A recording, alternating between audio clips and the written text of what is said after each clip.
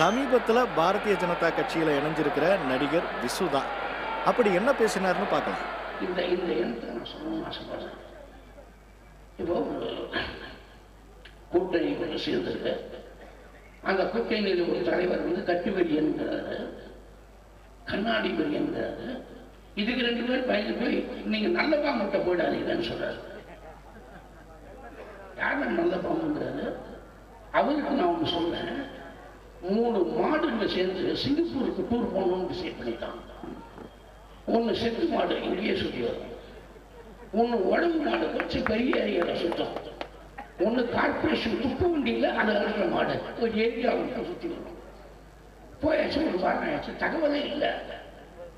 என்ன தகவலே இல்லைன்னு சொல்லிட்டு போய் தெருக்கூட்டில் 3 மாடு இருக்கு. ஒன்று இங்கேயே சுற்றிட்டு இருக்கு, ஒன்று பெருசாக சுற்றிட்டு இருக்கு, இன்னும் கொஞ்சம் பெருசாக சுற்றிட்டு இருக்கு. இதுக்கெல்லாம் சிங்கப்பூருக்கு போகுமா? சிங்கப்பூருக்கு போக முடியுமா? யாரை பார்த்து என்ன சொல்றீங்க? நல்ல பாம்புன்னு ஒரு வார்த்தை யூஸ் பண்ணல. Is it right? தலைவர் கொண்டு மரியாதை நாகரிகம் ஒன்றும் வேணுமா?